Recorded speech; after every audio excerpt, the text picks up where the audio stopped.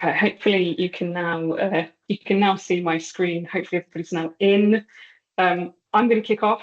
We are obviously a couple of minutes behind time. So just again, if you're just joining us, my apologies. And I did explain that our specialism in school kitchens, unfortunately, the technology gods haven't shined on us, but we are here today to talk to you about school food, which is something that we think is incredibly important. It's important it's done well, and Chefs in Schools kind of exists to help schools and school caterers to deliver brilliant school food and food education. And it comes from an ethos of believing that every child has the right to learn about and enjoy real food, and us feeling very passionately that training up the people who work in school kitchens to deliver both food and food education is a great route to getting kids excited about the future of food. I'm really delighted to say we have a couple of excellent speakers with us today. So we're honoured to be joined by two head teachers who, as I'm sure many of you know, are very busy people. So we thank you very much for your time, Abi and Hilary, who are two head teachers who have worked with Chefs in Schools. So they're going to tell you a bit about their experience. And we're going to kick off with the brilliant and formidable guy, Singh-Watson, who leads the team over at Riverford, just to tell us a little bit first about why it is that Riverford supporting Chefs in Schools. So Guy, I'm going to hand over to you if that's okay. Okay, thanks, Naomi. I hope everyone can hear me. So I grew up in a house where we all sat around the communal table and ate together, family, but also people working on the farm. My mother cooked the most amazing food, largely from ingredients grown on the farm. And I was naive enough to think that everyone grew up like that, and that was everyone's experience as an adult. I realized that it's far from that, and I probably devoted most of my life to trying to recreate and share that experience of, really great food cooked with, virtually no processed ingredients, and shared, with love in an inclusive way, regardless of income. And I guess over the 40 years, I found that an incredibly difficult thing to actually fulfill. Because I do strongly believe food is something that should bring us together rather than keep us apart. And so that's what all our veg boxes and Riverford and it becoming employee owned is about, trying to make that accessible and affordable to as many people as possible. And that did culminate, actually, the school that my children went to, Landscove School, primary with 100 pupils or so, with us actually taking on the school, providing the school dinners. We ran that for about 10 years and lost a lot of money, probably didn't do it very well.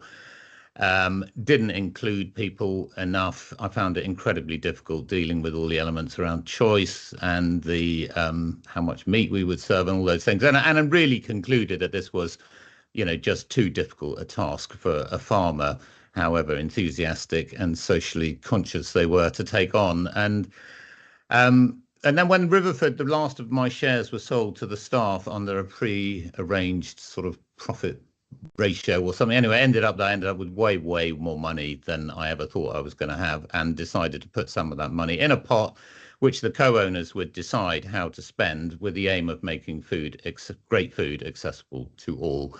And after much research, we decided to spend it on supporting Fair Share and Chefs in Schools. And one of the reasons for supporting Chefs in Schools was that my son, Caleb, had actually been a chef at Woodmanston in South London with Chefs in Schools for 3 years. And I was just blown away by what they were achieving, and actually how much better a job they were doing than we'd ever managed to do. So, it seemed to make much more sense to support people who had the skills and the experience and the infrastructure to roll this out. And so roughly, I think, 300 plus grand went into a pot to roll out the London programme for the Chefs in Schools across the southwest. And Chefs in Schools webinar. Oh, okay.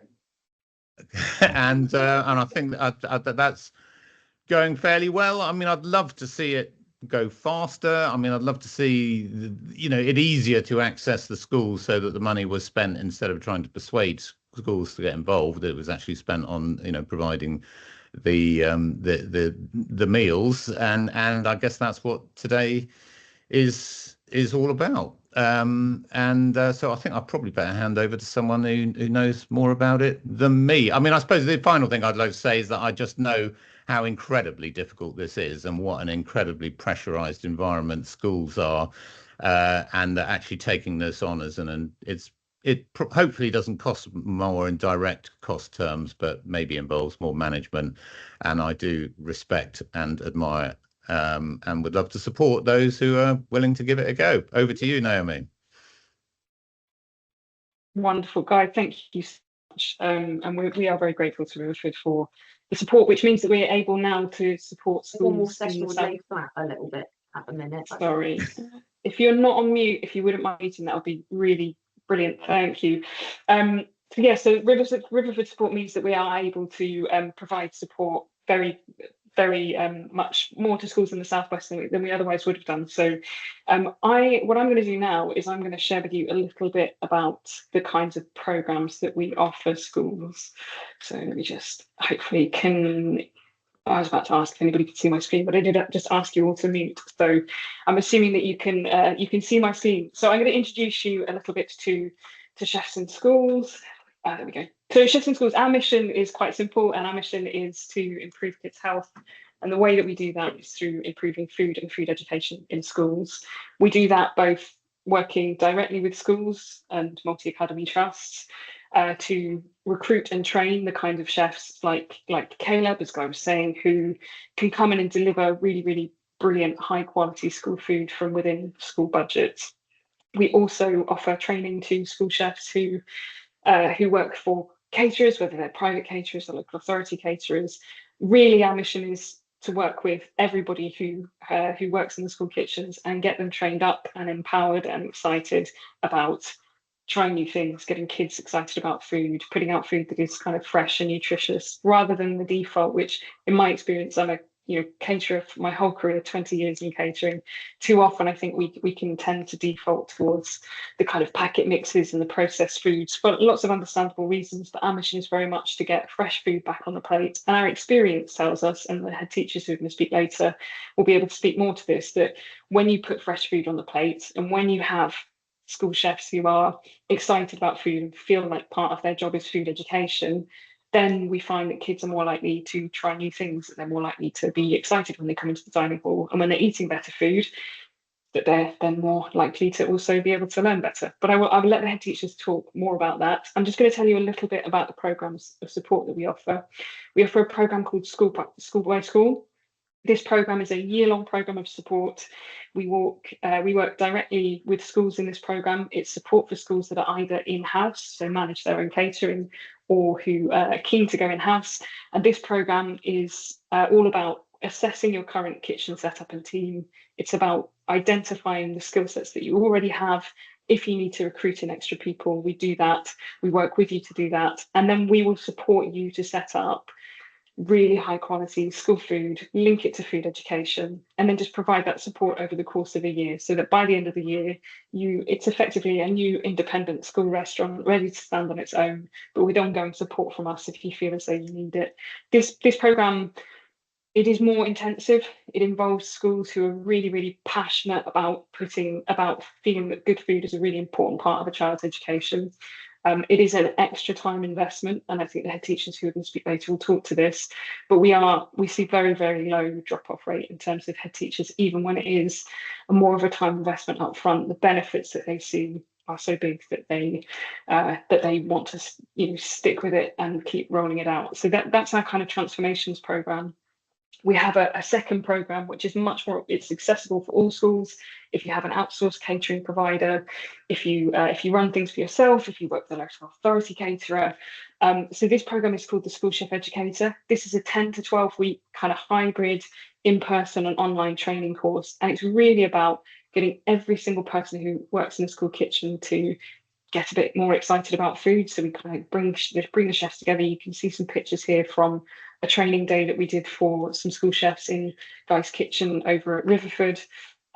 We get the chefs together, we get them excited about food, and then we, over the course of 10 to 12 weeks, talk about things like rolling food education, how to reduce and manage food waste, how to make sure that you've got a strong and happy team in the kitchen.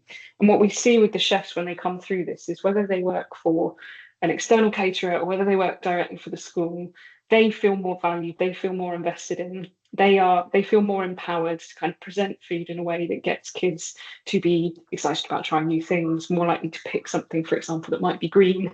And so yeah, it's a really great program, and I suppose the most important thing is that it is accessible for all schools. And then we have a third program, which is our membership program, which is effectively, it's a one-stop shop for resources for schools and school chefs who want to deliver top-class food and food education. So whether your school is in-house or outsourced, this is a place where you can get recipes, where you can get menus, where you can access food procurement, where you can access things like our school food toolkit. It's effectively a resource shop. And this really is about creating, what we want to do with this program is create a nationwide network of people who really care about delivering great school food and give them the tools and resources and the inspiration to be able to kind of come together as a beautiful network and do that. We have about 200 chefs in this network already who kind of trade ideas and get quite competitive with the different types of food that they're trying. And for me, that's like quite an inspiring source of you can see the level of healthy competition between different school kitchens, and you can kind of get a sense of how that could be harnessed to deliver better school food everywhere. So those are the kind of core 3 programs that we offer. And I suppose I'll leave you with the thought that if you are a school in the Southwest, or if you are working with schools in the Southwest, if you're walking past the dining hall and looking at the kitchen, looking at the dining room and thinking, I don't know if that's the best that we could do, please do get in touch with us. We will find a way of working with you to deliver great school food, whatever it looks like, whatever your situation is. And I think I'm now going to hand over to the head teachers to explain why it is that they found that to be a worthwhile process. So I'm going to hand over first to Hilary. I'm just going to stop my screen. Hilary, it's over to you. Hi everybody. I've been the head teacher at the Grove School for over 17 years now. It's a local authority maintained school in Totnes in Devon. Don't know if you know Totnes, but it's really well known for having quite a foodie culture. Zillions of coffee shops, unique food providers. See Riverford just up the road, sensational food market. It's a little bit unusual at times, often likened to a bit of a lesser Glastonbury, but also embracing everybody from every culture and background. It's an amazing place to have a school. So Totnes is the usual makeup of any sort of semi-rural town, with lots of housing association tenants, lots of low-paid employment working in those coffee shops, and quite a lot of unemployment, and much higher than you think free school meals and send, really. The school's amazing. We love the school. It's always had a really special feel, and it's had a really long history of head teachers and staff who really have loved and cherished the school, and the children have passed through it. So I knew I'd landed on my feet when I came to the Grove, my second headship. But then I saw the school dinners, and they were horrific. So at the time we were contracted to a meal service company, no names. I'm not going to tell you who that was, but we literally had no school kitchen. And at the time we had 210 children that we were feeding. Our food was made in another local school and then shipped in and served in. You have to be from Devon to know what this is, but a Devon lady is like a mobile sort of hut. Yeah, it was served in one of these, and to be completely honest, it was grim. Jamie Oliver's whinge about turkey twizzlers was actually spot on. It was, yeah, not good. So I learned how when you make food in a school up the road, even if it's only a couple of miles away, and then you bulk pack it and then you ship it in a car, basically, and then wait for a little bit, it's pretty much more or less inedible when it arrives to you. I didn't know chips could actually look like that. It was, yeah, it was something else. The other things we were noticing as well was that the children were really flagging in energy in the afternoons. The children were concentrating a lot less well after lunch, and the tricky ones, their behaviour was definitely deteriorating. we also saw that the children ran out of school and pretty much attacked their parents for food. The parents were standing there with their food, waiting to give it before they sort of even gave their children cuddles. And they clearly experiencing that sort of hanger moment. To be fair, our children, we don't suffer a lot from obesity in Totnes, but they were looking very pale and a little bit tad unwell, and like they weren't sleeping properly. But there's a massive obesity or malnutrition issue in the country that we need to consider. And on top of all of that, we were losing money. I think we were losing about 10 grand a year to pay for this like hideous food. So that might sound familiar to you. We took a look at what our children were eating at lunchtime, and we thought, right, let's just go for it. We're gonna take it over ourselves. So actually 12 years ago, we started that journey. We took over our own kitchen, and I discovered it was not the easiest path to take.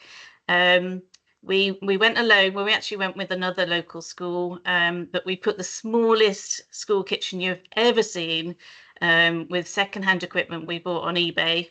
And we did I had some really great parents. So I had a parent that used to write Rick Stein's cookbooks, and another parent that worked with Heston Blumenthal. So you get that in Totnes. You get like the full range. And one of them managed to get Hugh Fearnley-Whittenstall to come and actually open our minute school kitchen that actually he couldn't fit in with the chef in there, with the cook in there at the time. So we started cooking on our own, and we thought, right, yes, this will be it. This will be easy. This will be what happens. But we discovered 6 really crucial things that we couldn't always get right. So the quality of the person cooking the food is essential. The quality of the ingredients is really important. The children need to go through a bit of a journey to gradually understand and educate their taste buds. You can't just change the menu overnight and expect the children to eat sushi or whatever. They're used to other things. You need to align what the parents want for their children to what the children want to eat. Because quite often it's the parents that choose they're going to have roast dinner. A lot of children really don't like a roast dinner. So, you need to make sure that it does fit. The whole school needs to be really passionate about food and understand the impact of the experience it has on the young child, the emotional experience, the physical, social, educational. It's, they need to understand that. And the leadership of the school has to put in a lot of very hard work and maintain that focus as a priority, whilst there are hundreds of other things that we need to do at the same time, obviously. So I think what we did back then was quite unusual. We employed a front of house manager to work on the whole dining experience. That was the one that used to work for Heston. I'm not allowed to mention her name because she's very attention phobic. But we were really blessed with these couple of parents who were really we were trying to transform what the experience was for our children. So we continued this journey for some years, ups and downs, different cooks, and the food's definitely better than the contractor, but was supplying way back when I started. But it really, like, those 6 things had to all be in alignment for it to work. And the last chef we had, I think Nerissa met her, and she didn't even bother to crush her garlics. It was just whole garlics in there for the kids in the chili, and she wasn't enjoying food. She wasn't enjoying the experience. None of the staff were eating the food. The bins were full of waste, and it was quite a sad thing. So what happened then was Chefs in Schools came along, and they hadn't done anything. We'd been watching them for a little while, and they hadn't done anything in the southwest as far as we could see. And then they started with a school in Cornwall. So we invited them in, and my God, these people work like so. They're so focused. They're so on it, and it was the missing link of what we really needed. So I mean, the timescale was like crazy.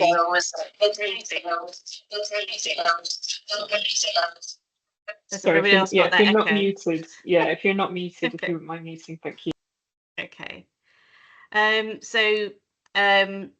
The chefs in schools had the real direction and the drive, the links for procurement, lots of practical ideas, the quality of the training and the food planning.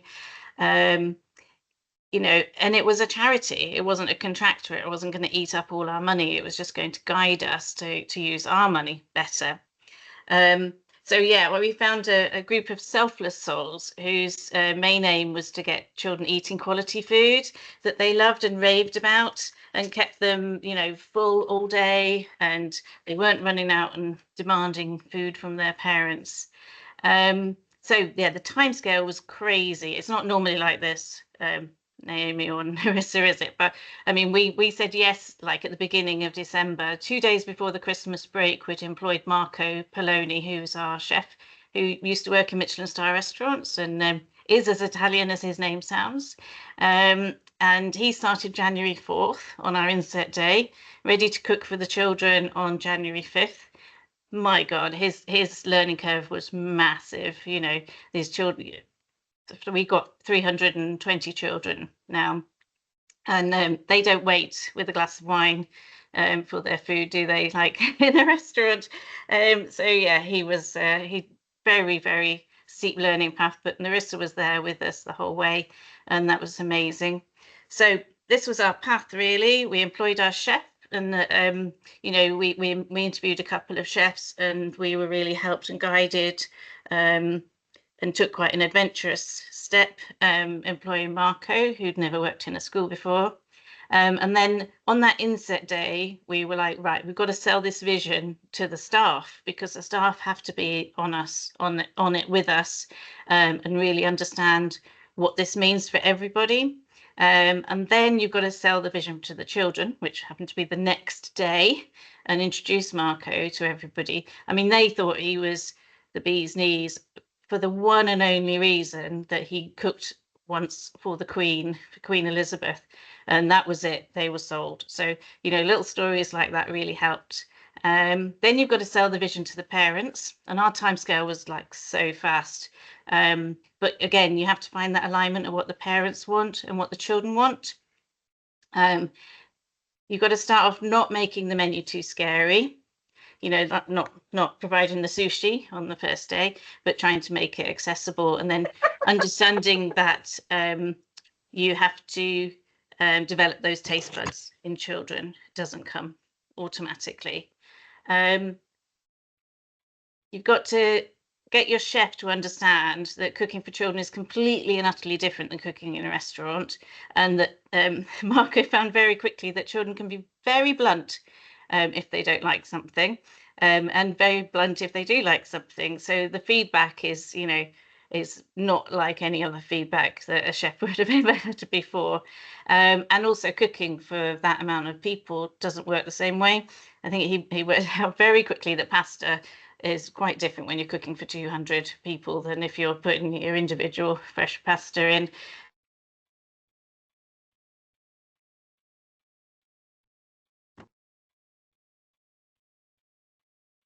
I've lost audio, Hilary. I don't know if that's just me. Yeah, you've muted yourself, I think, Hilary. I didn't mute myself. It must have muted. Must have had enough of me. Yeah, and then it's carrying on that momentum, and you know, Nerissa really held our hand through that first year, through everything we did.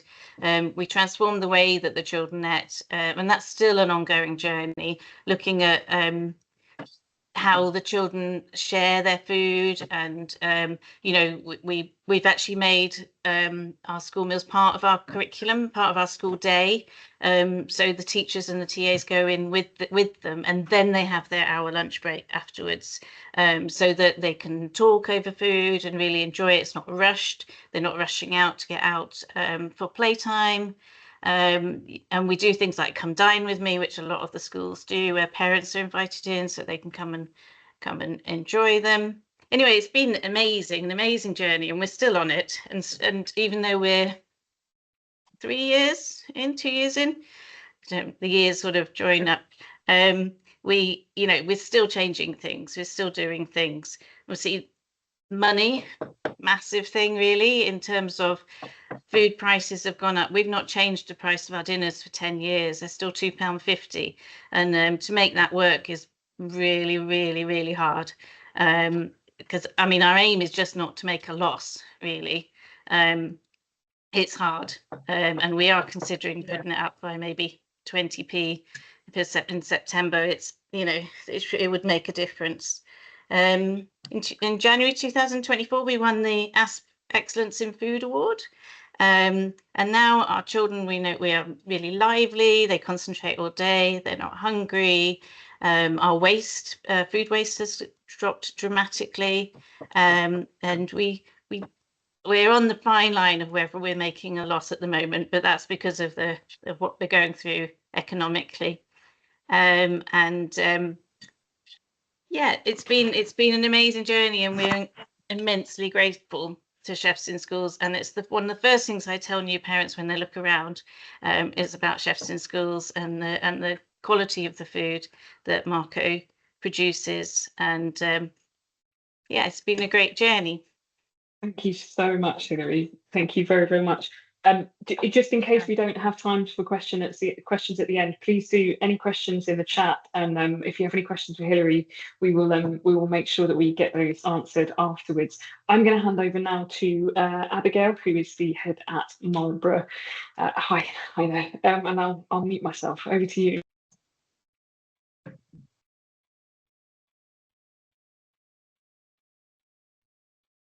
There we go. Hello. All right. I'm Abby. I'm the head teacher down at Marlborough School in Falmouth. We're a single form entry school, local authority school, and we're a very popular school here. There's 5 main schools in Falmouth, and we're always oversubscribed. And one of the things that our community really like about our school when we're showing them around is our food offer. We've always had a really brilliant food offer here at Marlborough. It's been part of our culture for many years, way before I started. And it was kind of back in the days where budgets were healthy and the school kitchen could be anything it wanted to be. And it very much was. Children were eating all sorts of amazing things, and they produced a cookbook and all those sorts of things. It was mad and crazy and brilliant. But then times have changed, haven't they? And our chef who was leading that left, and our 2 cooks were sort of 2 mums who had been working here at school and then worked their way up to become the cooks in the kitchen.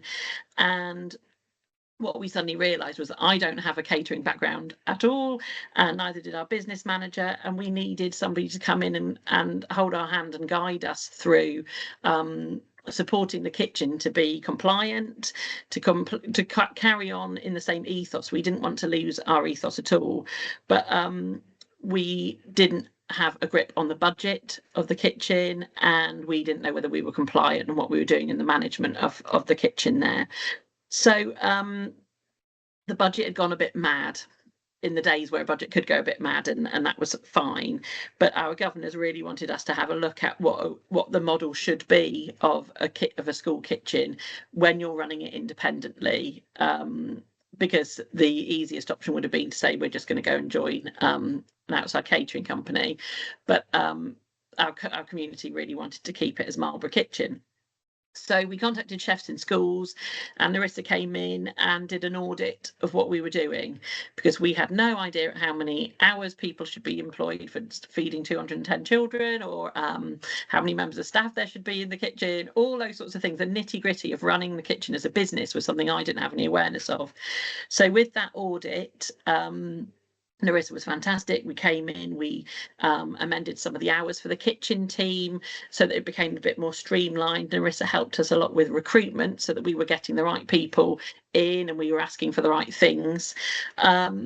Simple things like the layout of our serving space. Nerissa came in and looked at how we can make it more streamlined and how we can stop the bottlenecks happening, so that children are getting fed quicker, you know, and as we all know, you know, you're paying for everybody's time in the kitchen, aren't you? So speed is kind of a really good aspect as well, making it really streamlined.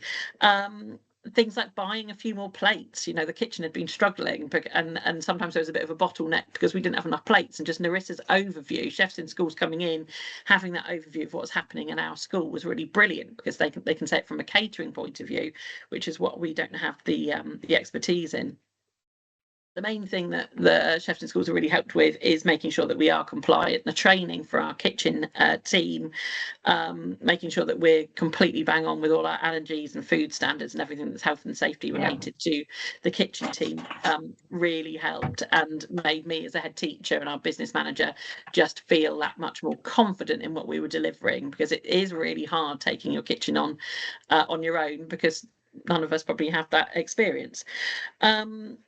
The other thing we looked at was the menu and simplifying it, looking at how we could still give children the choice that they wanted, but making it a lot more streamlined. So introducing things like really clear batch cooking. So whatever you don't use one day becomes a thing for the next. So the bread that's left over becomes the crumb on the top of a macaroni cheese or something like that. So it's thinking about how we could use all those tricks to the trade that we didn't have within our remit, that Nerissa kind of came in and really helped us with those catering tricks.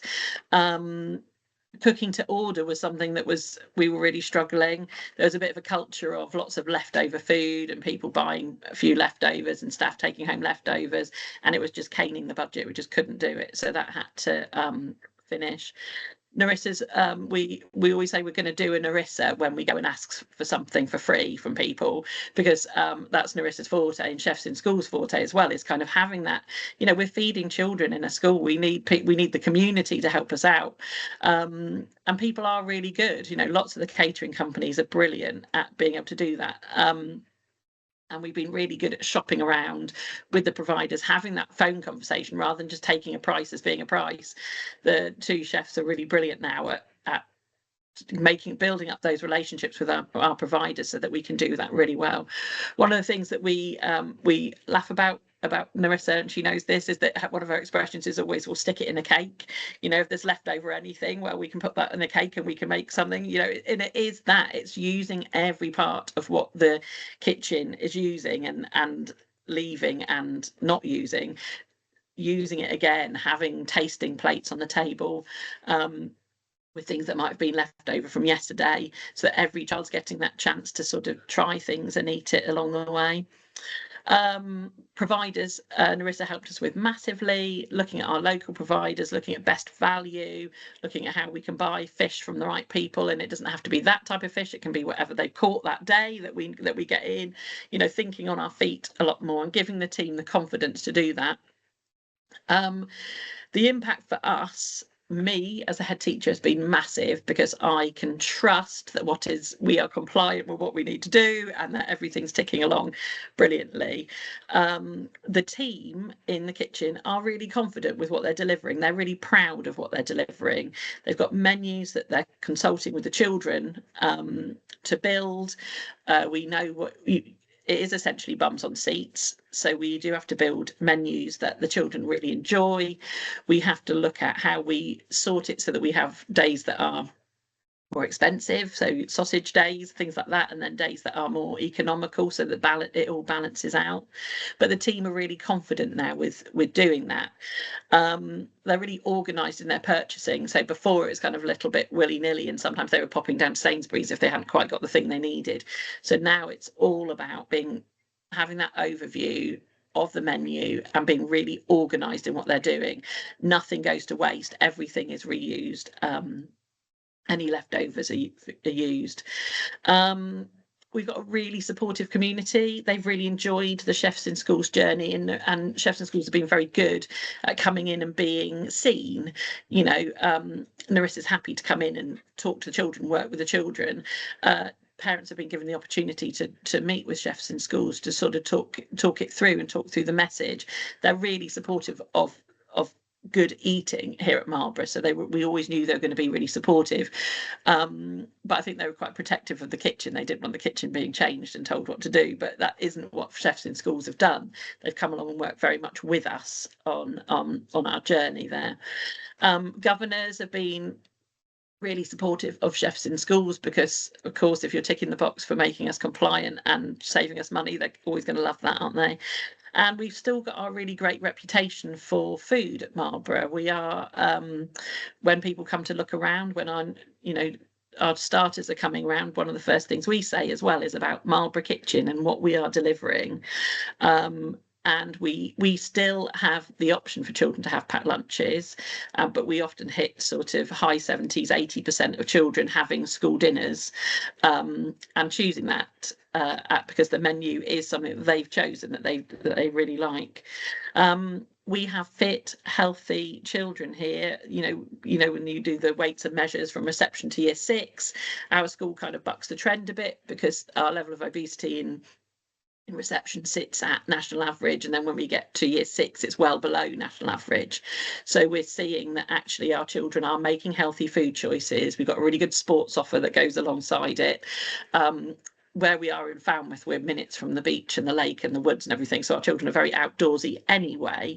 But it is about getting the community on board and just really making them see the value of food and how it works for us and for us as a school, and for me as a manager. It's been a godsend really, because it's an element that I don't need to think about. It's managed and it's done.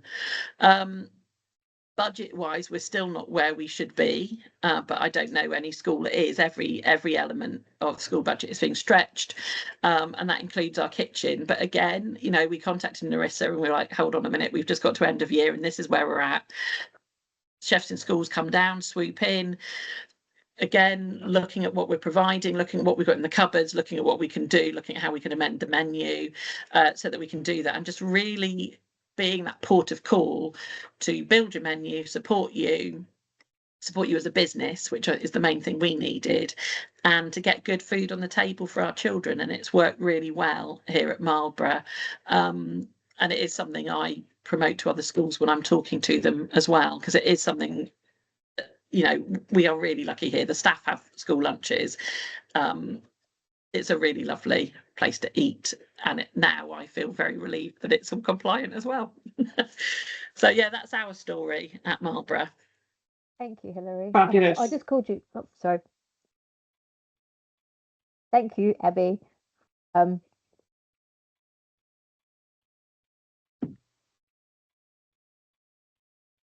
So I'm Nerissa. I'm the senior trainer from Chefs in Schools, and you've probably heard people talking about me. So I just want people to book a call with us if you're interested in what we do. Book a school visit. Come and see one of our schools. Come and see Abby. Come and see Hilary. I can show you around. You can have a gorgeous lunch with us. You can then have a nice chat with the head teachers. If you can't be one of those schools, as Naomi said at the beginning, and you're not ready to come fully in-house, come and join one of our school educator days. We have 4 in the Southwest coming up for the next academic year. We've already run 5. They're going to be all over the Southwest, not just at Riverford. We'll have some in Cornwall, some in Dorset. We're looking to make sure that, we've realised this is a really wide area, so we want to make sure as many people can change their food as possible. We'll share all our recordings with you at the end of this. We also have a breakfast club guide as well, which is really helpful for everyone who's got the new rollout with the breakfast thing. We also have a school food toolkit, which has so much information. It's really, really helpful. And we're going to open up to questions and answers very, very shortly. And I know we're very limited on time, so if you have questions, please type them and we'll get back to you. Over to you, Naomi. Thank you very much. That was very efficiently done, Nerissa, which I think everybody on the call has probably got the understanding now that a key part of doing a Nerissa is doing it efficiently. So thank you. I just wanted to, I think we're very slightly over time, so my apologies for the kind of slight as I said at the beginning, one thing that we are experts in is getting the best out of school kitchens and school kitchen teams, and the technology side we probably will do some more work on. But I really want to thank our speakers today. Thank you, Guy, thank you, Abby and Hilary, for giving up your time to come and talk to everybody who's been on the call today. I hope that the messages that you take away from this are, it is possible to deliver great school food, and sometimes I feel like nationally we've maybe got slightly beaten down in our expectations of what it's possible to deliver, and actually it is all the pictures that I used in the presentation earlier were pictures that school chefs have taken of the dinners that they prepared and sent through to us. So it is possible to deliver great school food. It's worth it. There are huge benefits for schools when they do. And whether you're in-house or outsourced, there is something that chefs and schools can do to support you. So please, please don't hesitate to get in touch. There are a couple of questions in the chat. So if we're okay with the speakers for a couple of extra minutes, we might just try and see if we can answer those. And if there are any follow-up questions, then we can do so after. Caris, are you okay to pull out the questions in the chat, please? Yeah, so we had a question saying, what research would you need to convince more schools and chefs to sign up with your programme and government to support better school food? So whoever wants to go for that, I don't know. I suppose that might be a question for the school leaders, might it? Yeah. Yeah, I can just say that, we weren't able to visit another school, but our time frame was very fast. But visiting another school that's already doing it and seeing it in action, I think is the best bit of research that you can do. And yes, you know, there's more than 2 of us now in the Southwest. How many have you got now in the Southwest? 5. Yeah, so there's lots of opportunities. Yeah, so that would be the best bit of research to do. We also have a secondary school, just in case you're thinking we only have primary schools, because the 2 examples we have here are primary schools, but we also have a large secondary school. Thank you. Caris, any other questions? Yeah, so often catering staff also do break supervision. Is that included in the planning around food and serving? And yeah, again, into the practicalities, but yeah, absolutely. Nerissa, do you want to talk about that just on a practical level? Service-wise, we have everybody involved. We look at the whole picture when we come in. So as we said at the beginning, we do an audit. So we will have an overview of what's actually happening and where your problems are and what your service problems are. So we will help with that and build a school vision as well. And we involve everybody in everything so that the front of house is involved as well. So they actually feel like part of the kitchen as well. Because lots of the time the front of house feel fragmented. Another question was, how much are children involved in I guess the school food kind of provision, and what does that entail? I.e., is there help part of it, or is it a nice educational add-on?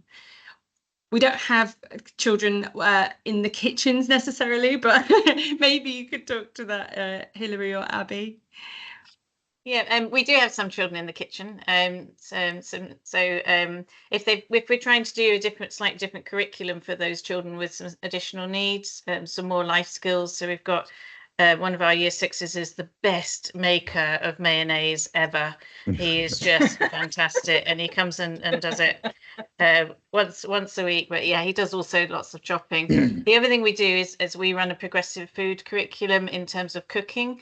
So right from reception all the way through to year 6, we try and get them cooking, and they cook with Marco. Marco is not just a chef; he's a chef educator. And then the food that they produce, so he does his sessions on Tuesday morning, they then go into the kitchen to be eaten as well. So it's really important, obviously, the quality of the food that he cooks with them, and they chop and they cook and they stir and they use all of those skills.